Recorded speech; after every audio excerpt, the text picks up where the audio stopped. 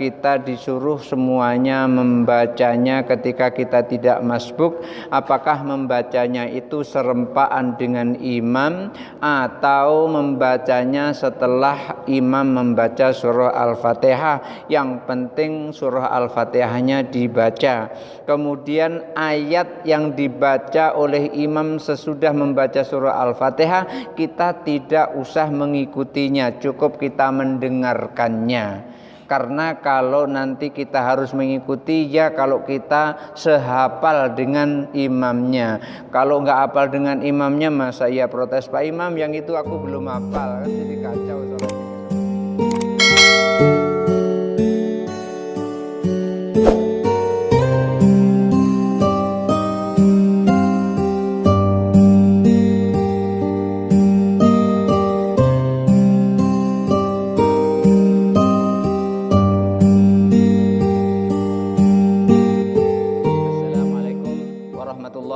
Wabarakatuh. Waalaikumsalam warahmatullahi wabarakatuh.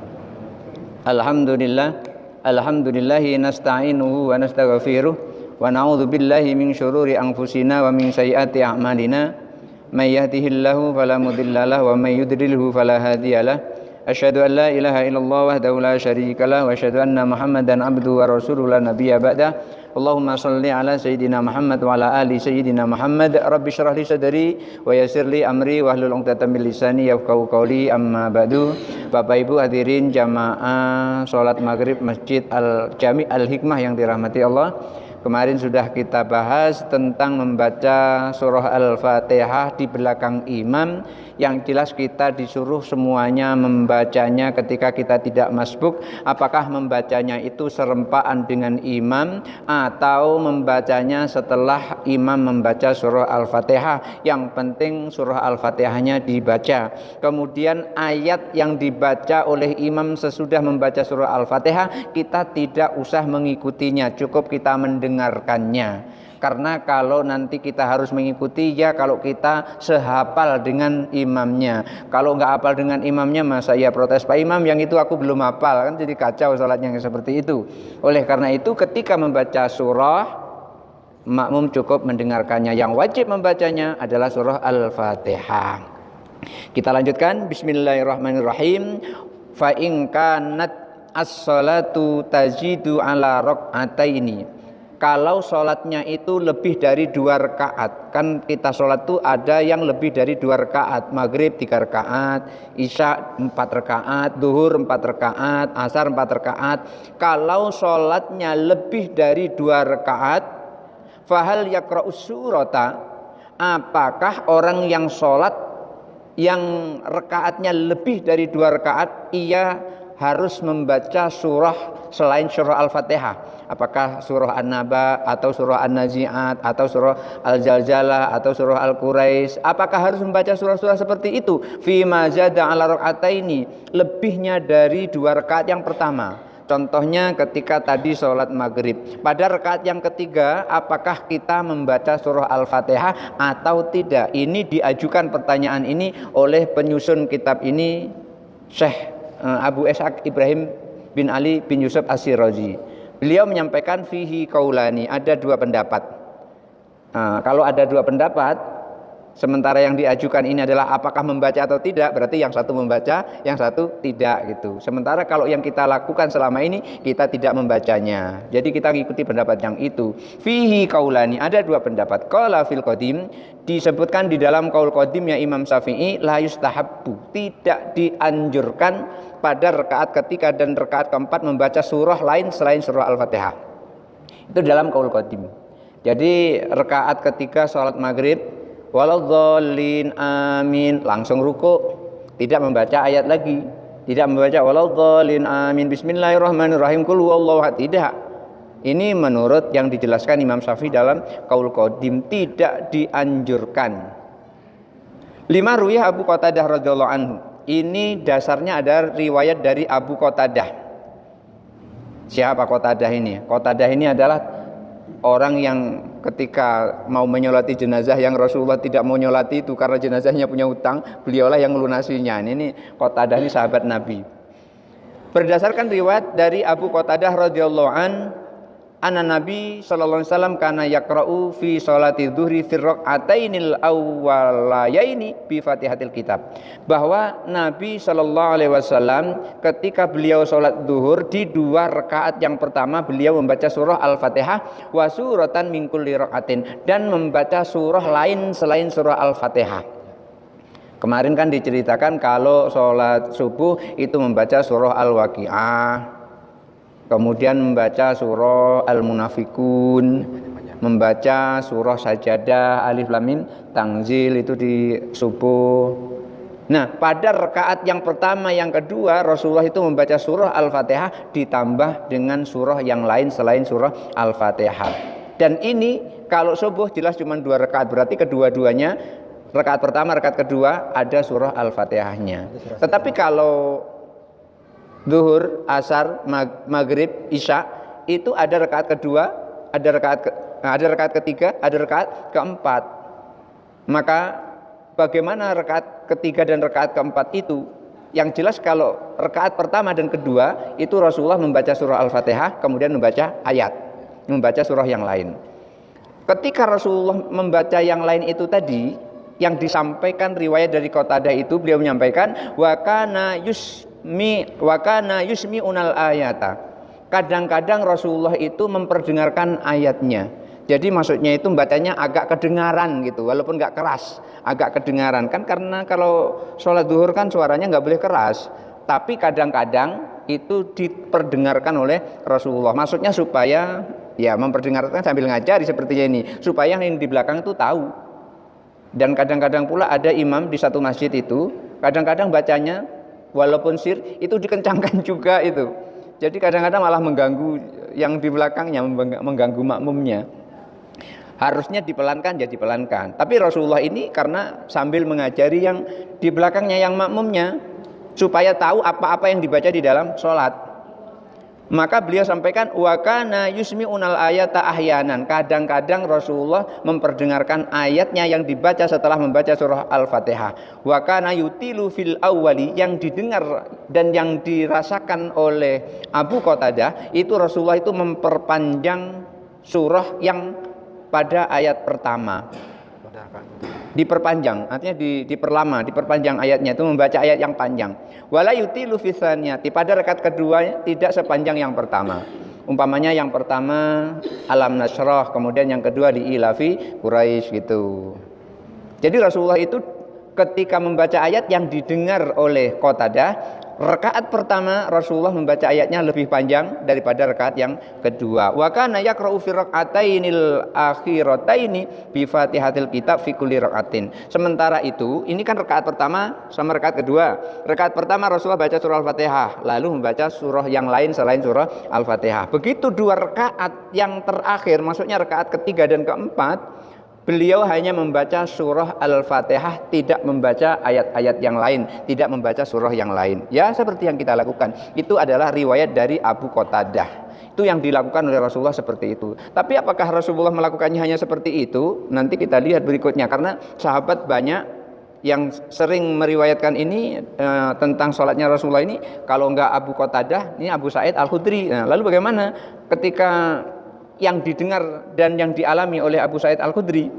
Ini tadi kan di dalam qaul qadimnya Imam Syafi'i. Di dalam qaul qadim Imam Syafi'i, Rasulullah sholat rakaat pertama, kedua baca surah Al-Fatihah, baca surah-surah yang lain selain Al-Fatihah. Begitu rakaat ketiga dan keempat hanya membaca surah Al-Fatihah, tidak membaca surah yang lain. Lalu beliau Imam Syafi'i menyampaikan di dalam kitab Al-Umnya, kitab Al-Um itu tebalnya setebel ini, tebalnya cuman ada 10 jilid. Ya, saya punya itu. Tebelnya segini dan isinya ringkas-ringkas benar isinya. Tidak seurai seperti ini, ringkas benar. Jadi semacam kaidah-kaidah gitu di situ. Enggak ada penjelasan detail. Nah, inilah murid-muridnya ini yang menjelaskan secara detail.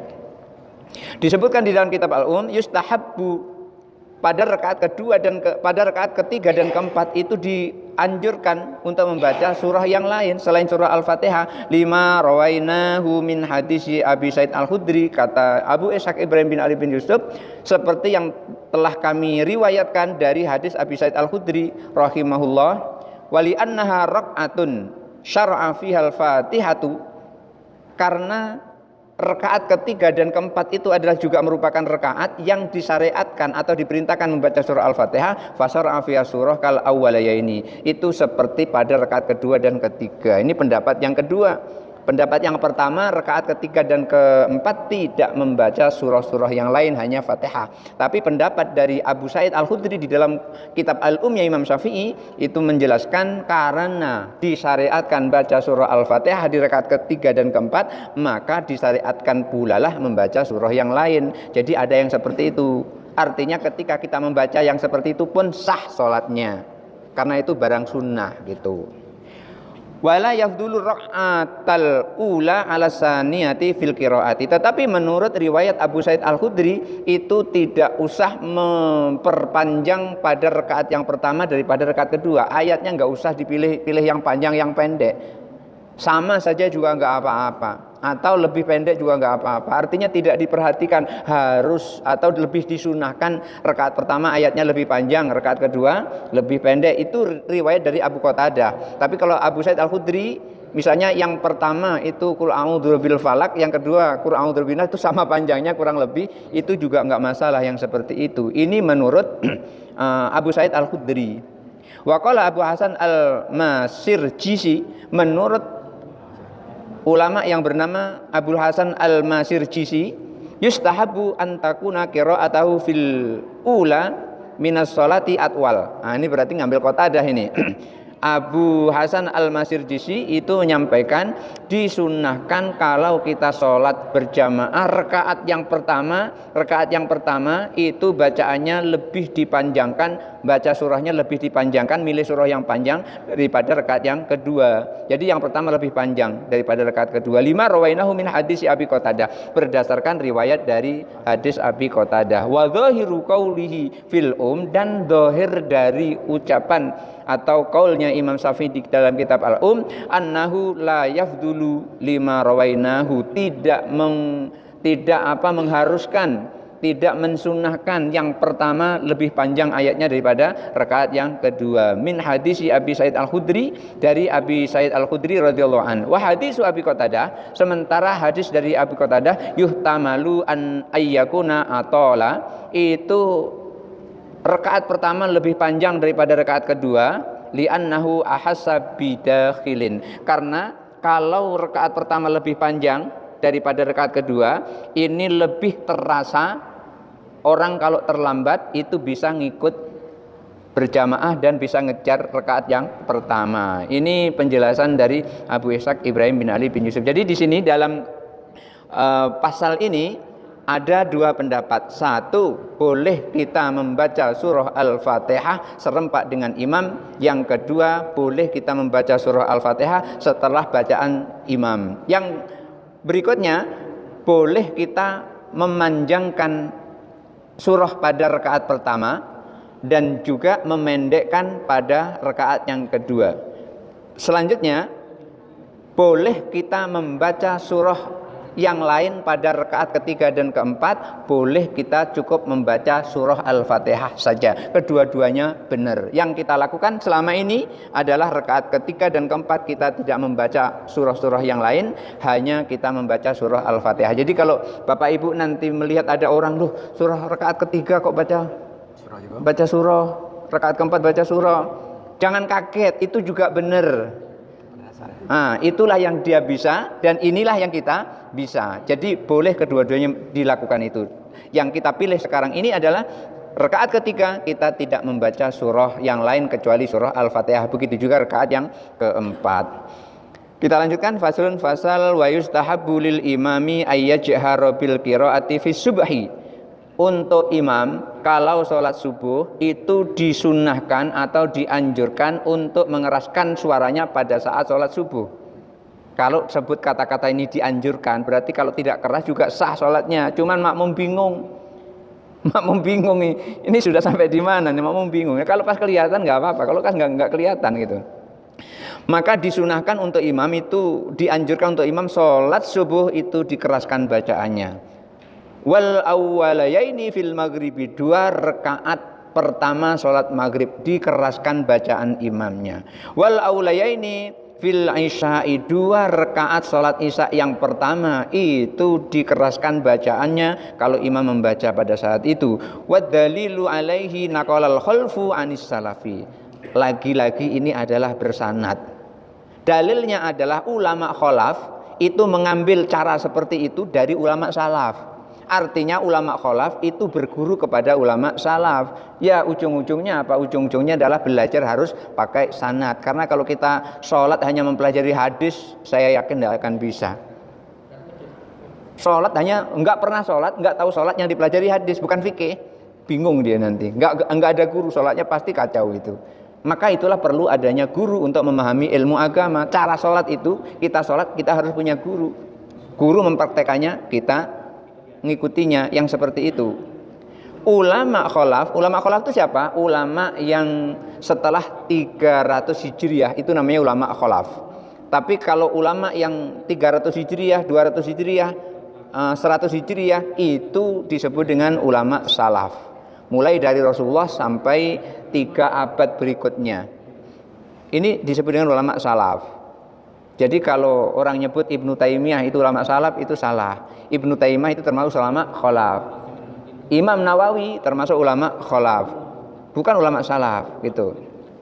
Wa yustahabbu lil ma'mumi ayyasirra, dan disunnahkan, dianjurkan untuk makmum kalau dia sedang bermakmum ayyasirra, agar sir bacaannya. Jangan kencang seperti imam, tapi bacaannya pelan. Hanya dia sendiri yang dengar. Jadi syaratnya membaca misalnya surah Al-Fatihah itu hanya kupingnya sendiri yang dengar. Enggak boleh sampai imam mendengar bacaannya, nanti akan mengganggu. Li'annahu idza jahara najal imama fil qiraati. Karena kalau makmum membaca ayat-ayat, membaca surah Al-Fatihahnya itu dikencangkan seperti imam, maka nanti akan mengganggu imam. Tumburan bacanya dengan imam. Akhirnya imam bacanya salah. Karena di belakang juga ribut baca seperti yang dia baca gitu. Jangankan itu, kadang-kadang jadi imam sholat tarawih di belakang ada anak rame itu, konsentrasi hilang. Akhirnya rakaat keberapa ini lah bingung sudah itu. Akhirnya terulang, ayatnya terulang yang dibaca. Nah, makmum di belakang imam itu tidak boleh mengeraskan bacaannya. Jadi bacaannya harus pelan, hanya dia sendiri yang dengar. Wali annahu ma'murun bil insati ilal imami, karena diperintahkan untuk memperhatikan bacaan imam.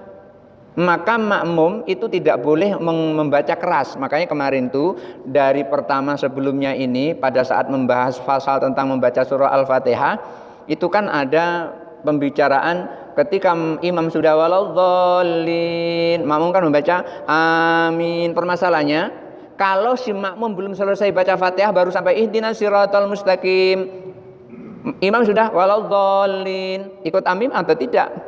Itu permasalahannya. Maka kemarin itu dibahas ketika imam sudah waladhdallin, makmum baru ihdinas siratal mustaqim, yang lain baca amin. Yang sampai ihdinas siratal mustaqim tadi juga turut membaca amin. Baru nanti melanjutkan siratal ladzina an'amta 'alaihim ghairil maghdubi 'alaihim waladdallin amin. Itu kemarin seperti itu. Kenapa kok seperti itu? Karena ketika imam membaca waladdallin, makmum membaca amin, aminnya makmum serempak dengan aminnya malaikat, maka ghufira lahu ma taqaddama min dzambi, dosa-dosanya diampuni oleh Allah. Maka sangat disayangkan sekali kalau imam baca waladdallin tidak kita mengucapkan amin, walaupun walaupun Fatihahnya itu belum sampai ke situ Fatihahnya, baru sampai iyyaka na'budu wa iyyaka nasta'in, imam sudah waladhdallin. Bisa saja terjadi karena dia masbuk, bisa saja terjadi, kecuali kalau dia tidak masbuk. Makanya ketika imam membaca surah Al-Fatihah, makmum membaca surah Al-Fatihah seperti itu dan belum selesai membaca surah Al-Fatihahnya, imam amin, imam waladhdallin, makmum juga membaca amin. Ini menunjukkan bahwasanya makmum membaca surah Al-Fatihah serempak dengan bacaan imam. Walaupun boleh makmum juga mendengarkan dulu setelah selesai imam membaca surah Al-Fatihah, baru makmum membaca surah Al-Fatihah. Nah, imam yang membaca keras tadi, makmum tidak boleh membaca keras. Artinya tidak dianjurkan membaca keras karena ada perintah untuk mendengarkan bacaan imam. Jangan sampai imam membaca kita tidak mendengarkannya. Itulah pentingnya dari ayat yang wa idza quri'al qur'anu fastami'u lahu wa ansitu. Di situ kita diperintahkan kalau ayat Al-Qur'an dibaca, kita disuruh mendengarkan. Itu turunnya pas pada saat Rasulullah sholat. Di belakang ada yang ngomong-ngomong. Lalu Rasulullah sampaikan kayak kemarin tuh kan, fala taqra'u, jangan membaca apa-apa illa bi umil kitab. Kalau kalian di belakangku, maksudnya makmum, jangan baca apa-apa kecuali umil kitab. Itulah sebabnya ayat itu turun, karena makmum baca seperti Rasulullah baca. Akhirnya Rasulullah sampai berat membacanya pada salat subuh itu. Akhirnya terganggu Rasulullah. Fa idza jahara, kalau makmum mengencangkan bacaannya seperti bacaan imam, lam yumkinhul insat, tidak mungkin dia bisa memperhatikan bacaan imam.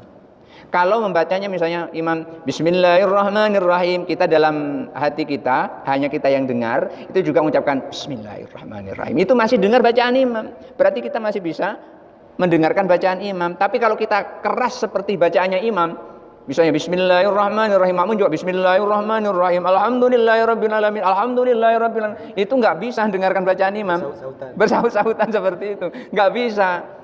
Sementara kita diperintahkan makmum itu untuk mendengarkan bacaan imam, makanya kita bacanya sir, bisa mendengarkan bacaan imam. Wa yustahabbu lil munfaridi ayyajhara fi ma yajharu fil imam.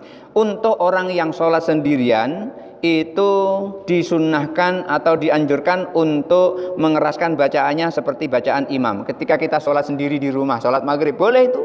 Ketika kita salat maghrib, Bismillahirrahmanirrahim, Alhamdulillahirabbil alamin, Arrahmanirrahim, Maliki yaumiddin, boleh. Salat sendirian bacanya keras boleh. Tapi kan tidak harus keras. Nanti kalau keras nanti orang pada datang, ada apa nih?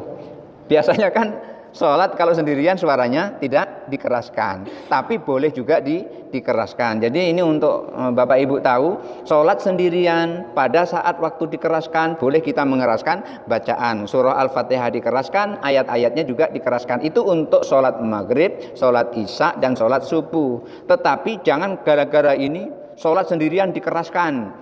Begitu sholat zuhur dikeraskan bacaannya. Ini salah tempat. Zuhur dan asar tidak keras bacaannya. Rasulullah perintahkan kalau ada orang sholat zuhur dikencangkan bacaannya, lempari dengan kotoran unta. Sampai begitu. Jadi sholat sendirian boleh dikeraskan. Li'annahu la yunaji'u ghairahu, karena ketika dia sholat sendirian terus mengeraskan bacaannya, itu tidak akan mengganggu yang lainnya. Tapi kalau sholat berjamaah, makmum mengeraskan bacaan pasti akan terganggu. Gak usahlah yang seperti yang keras-keras bener gitu. Begitu sholat zuhur, tiba-tiba di belakang, di sebelah kita itu bacanya kadang keras, kadang pelan, itu ganggu kita itu. Kita baru umpamanya iya karena itu dia sudah waladhdallin, kita langsung amin gitu, ngikut kita jadinya.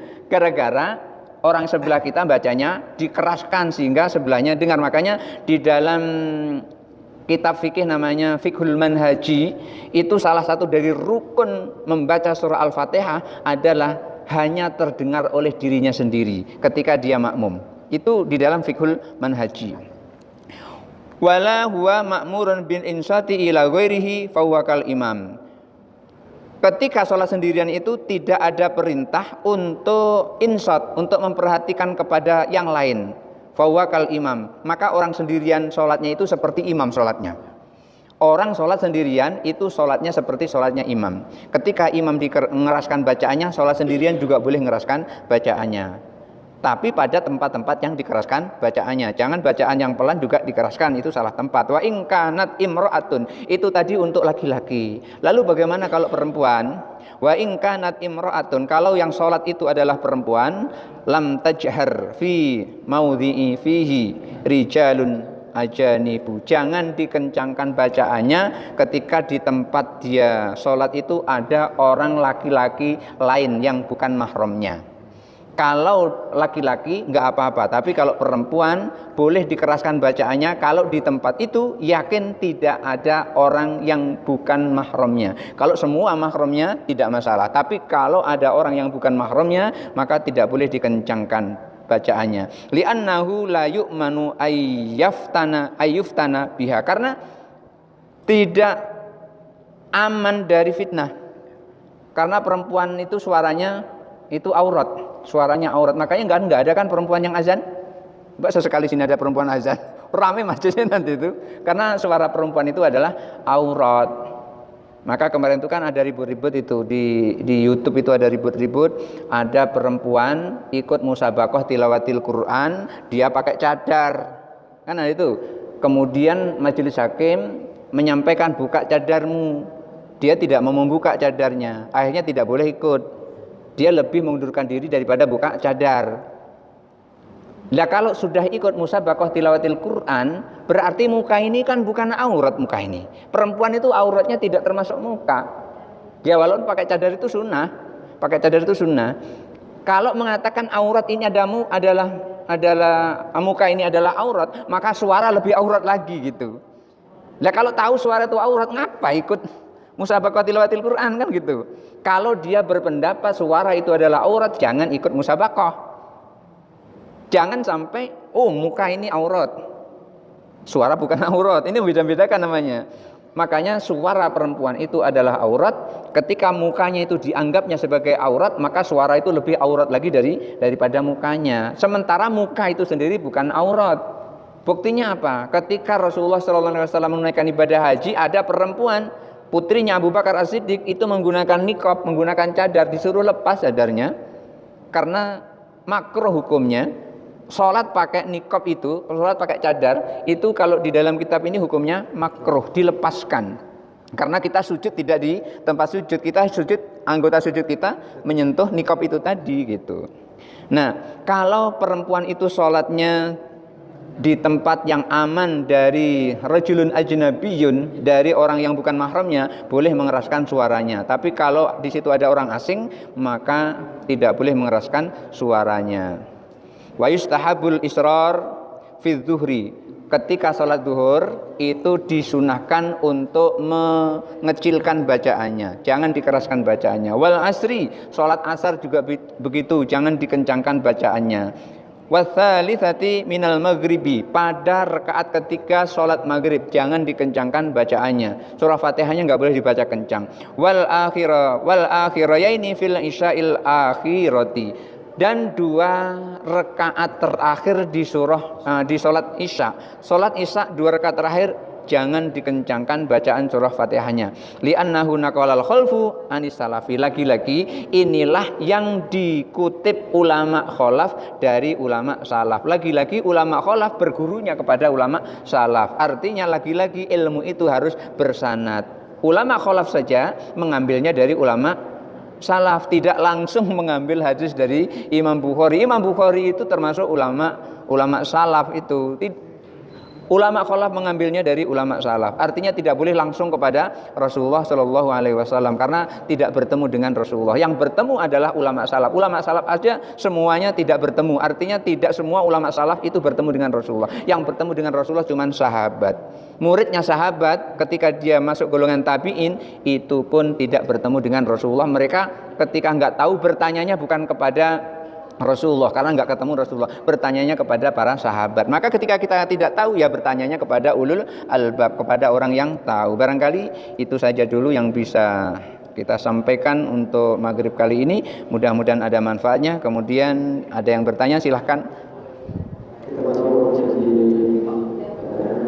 Assalamualaikum warahmatullahi wabarakatuh. Ustaz, ingin bertanya, kalau kita berdoa pada sujud terakhir dengan bahasa Indonesia, tapi caranya sama dengan berdoa waktu duduk, suaranya kedengaran, tidak di dalam hati, apakah sholat kita batal? Mohon penjelasannya. Yang kedua, apa yang dimaksud penyakit hati dalam perspektif agama Islam? Tolong jelaskan. Terima kasih. Wassalamualaikum. Baik, ada 2 pertanyaan. Ketika doa di dalam sujud dalam bahasa Indonesia, bagaimana ketika doa dalam sujud dalam bahasa Indonesia? Apakah sholat kita batal? Ketika kita berdoa, artinya kita komunikasi kita masih tetap kepada Allah, maka sholat kita tidak batal. Kan bahasa Indonesia tidak jaminan bahasa Arab. Buktinya Rasulullah menegur orang yang berbahasa Arab. Apa buktinya? Ketika Muawiyah sholat di belakang Rasulullah, sebelahnya bersin, acing. Yang bersin bilang, Alhamdulillah. Muawiyah jawab, Yarhamukallah. Kan bahasa Arab itu kan? Kemudian jawab lagi orang yang berdiri, yahdibukumullah. Nggak boleh sholat seperti itu, batal sholatnya seperti itu. Karena Muawiyah nggak tahu kalau itu batal, maka Rasulullah tidak perintahkan untuk mengulang sholat lagi. Karena ketidaktahuannya itulah yang menyebabkan sholatnya tidak batal. Kalau dia tahu yang dilakukan seperti itu batal, terus dia melakukan, maka batal sholatnya.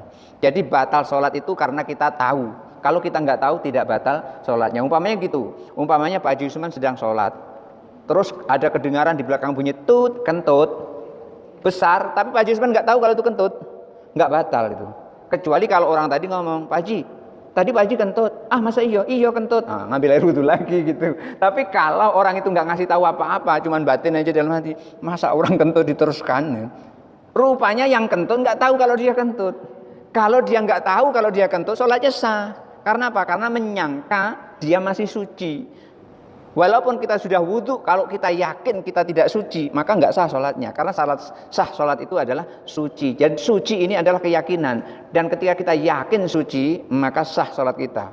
Kalau kita yakin suci. Tapi kalau nggak yakin, nggak sah sholatnya. Cuman yakin itu kan nggak bisa dibuat-buat. Yakin itu asli, timbul dalam hati. Jadi ketika ibu sujud terakhir berdoa dalam bahasa sendiri, tidak dalam hati, buktinya mulutnya qomat kamit, yang penting tidak terdengar keluar, hanya kupingnya sendiri yang terdengar, maka tidak batal sholatnya, tidak batal. Tapi kalau misalnya terdengar, itu yang jelas malu. Ya Allah, rezekiku kok seret banget. Misalnya kayak gitu kan, waktu sujud, orang, apa ibu ini ngomong nih.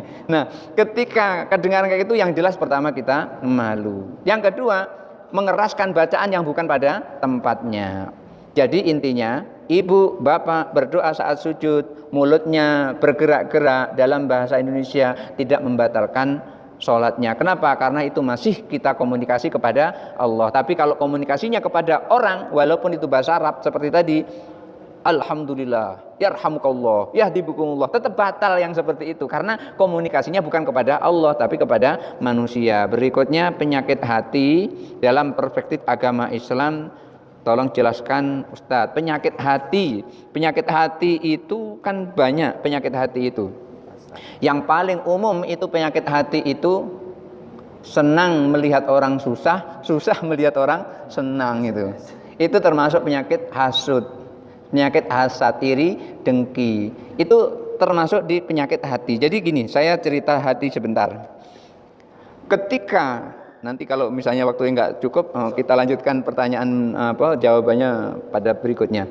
Ketika Imam Ghazali menjelaskan tentang hati, hati itu ada dua pintu. Pintu yang pertama dijaga oleh malaikat, pintu yang kedua dijaga oleh iblis. Kadang-kadang kita nggak ngapa-ngapa tuh langsung terdedah ingat kepada Allah itu.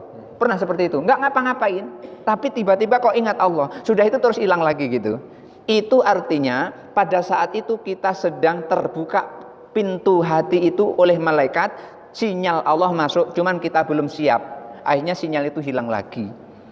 Maka ketika pintu hati itu yang dijaga oleh malaikat itu yang keluar melalui mulut kita, maka semua yang kita ucapkan itu menjadi bagus, enak didengar oleh orang, menyenangkan orang, ucapannya jauh dari caci maki dan jauh dari kata-kata kotor.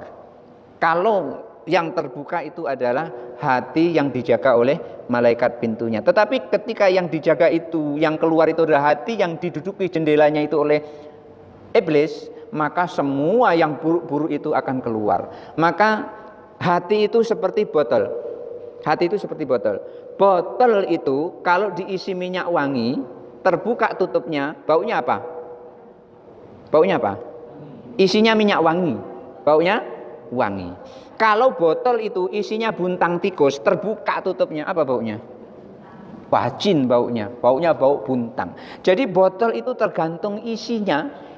Isinya minyak wangi, ya baunya wangi. Isinya buntang, ya baunya enggak sedap. Hati itu, kalau yang keluar dari dalam hati itu adalah jendela yang dihuni oleh malaikat, maka semua yang keluar dari mulut kita itu semuanya ucapan bagus. Walaupun kenyataannya orang itu enggak bagus, tapi mengucapkannya bagus. Umpamanya gini, Pak Amir itu Masya Allah sakit enggak habis-habis, sampai harta bendanya habis digunakan untuk mengobati sakitnya. Karena hatinya baik, dia ngomongnya apa?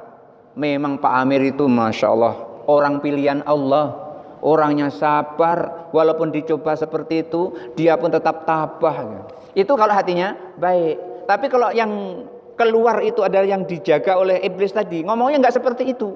Ngomongnya apa? Kualat Pak Amir tuh. Makanya jadi orang jangan sok-sokan, kualat. Ini kalau hatinya tidak baik. Kan sama-sama kejadiannya. Pak Amir sakit, hartanya habis untuk mengobati sakitnya. Yang satu mengatakan Pak Amir adalah orang yang sabar, Pak Amir adalah pilihan Allah. Itu yang hatinya baik. Yang hatinya nggak baik, Pak Amir kualat. Ini semuanya adalah berasal dari hati. Maka hati itu harus memang betul-betul kita jaga. Itulah penyakit hati. Di antaranya adalah senang melihat orang susah, susah melihat orang senang. Baik, berikutnya. Masih ada waktu? Berikutnya, Assalamualaikum Ustaz. Saya ingin bertanya masalah yang tidak sesuai dengan ceramah. Maaf Pak. Pertanyaannya ialah pada hari raya Idul Fitri dan hari raya Idul Adha tidak ada lagi yang sembahyang duha. Mohon penjelasannya. Wassalamualaikum. Tidak ada lagi yang sembahyang duha. Ketika hari raya Idul Fitri dan hari raya Idul Adha, kok tidak ada orang yang sembahyang duha? Ya karena memang orang tidak mau sembahyang duha. Pada saat itu kalau mau sembahyang duha ya boleh. Sebelum sholat Idul Fitri atau sesudah sholat Idul Fitri boleh, tidak masalah. Nggak ada larangan. Yang ada larangan itu ini loh. Yang ada larangan itu tidak. Ini tentang sholat sunnah ini. Ada 5 waktu.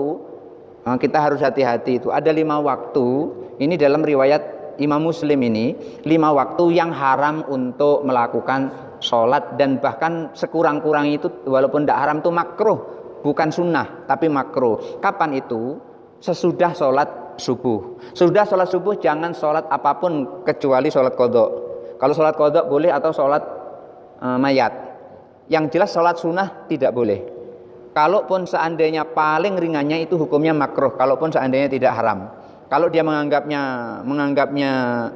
tidak haram, berarti dia makruh, bukan sunnah. Itu pertama, sesudah sholat subuh. Yang kedua, pas matahari terbit, belum tinggi, belum 1 tumbak. Itu kalau kita sholat sunnah apa saja situ, maka hukumnya makruh, bisa-bisa haram. Yang ketiga, pas matahari tepat di atas kepala. Ini Bapak Ibu harus perhatikan. Pas matahari tepat di atas kepala, waktu istiwa, kecuali hari Jumat. Kalau hari Jumat nggak termasuk, dan di Masjidil Haram.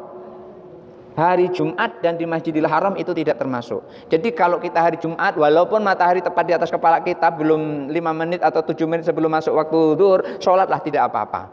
Itu untuk hari Jumat. Tapi kalau tidak hari Jumat, begitu pas matahari tepat di atas kepala kita, jangan sampai kita melakukan sholat sunnah. Kalau tidak hari Jumat, kurang lebih sekitar dikatakan di situ kurang lebih beberapa sekitar 7 menit, 5 menit atau 7 menit lah itu. Kalau memang pengen sholat tahiyatul masjid, muadzin azan, selesai azan, sholatlah tahiyatul masjid. Setelah itu baru sholat qabliyah zuhur.